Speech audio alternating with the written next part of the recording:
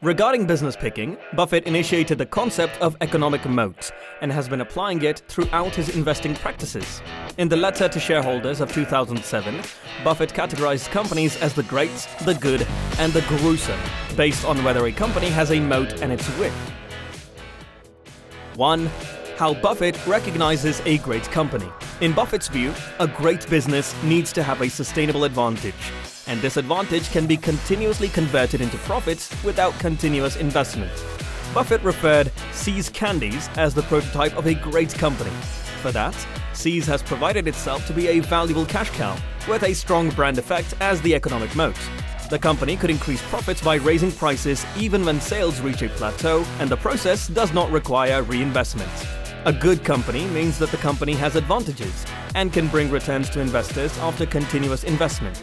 Citing Flight Safety International as an example, the company maintains its leading position in the industry by continuously upgrading its aircraft simulation pilot equipment and obtains certain returns.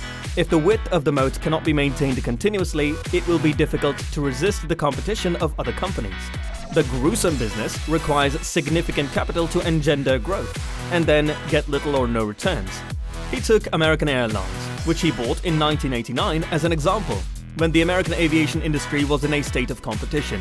The airlines were caught in a hopeless price war and suffered from losses for 15 out of 30 years.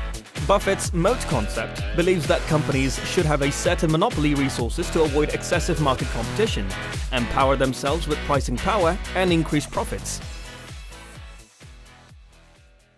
2. The role of manager. In addition, Buffett attaches great importance to the company's management, and he would spend a lot of time understanding and evaluating the management of the target company. Buffett requires that the manager of a good company should be good enough to marry his daughter with confidence. Specifically, there should be 3 qualities: being responsible to shareholders, being frank and thinking independently. But if a business requires a superstar to produce great results, the business itself cannot be deemed great. 3. To be a great batsman. At last, it's time to talk about when to invest. A reasonable price is defined by a company's intrinsic price and margin of safety. The principle of safety margin mainly means that the purchase price should be lower than the calculated intrinsic value, and a certain space should be kept to ensure the relative safety of investment. As the saying goes, paying too much for a company that's doing well financially must be a bad investment. In light of opportunities, Buffett believes that you don't have to swing every ball.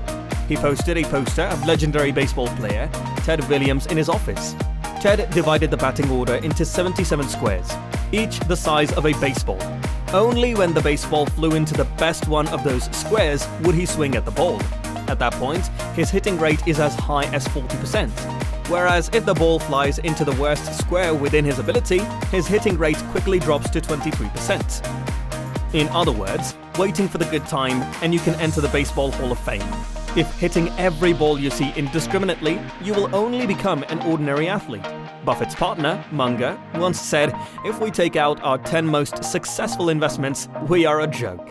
So Buffett's business picking formula is picking the best within your suitable circle of competence at a rational price. Got it?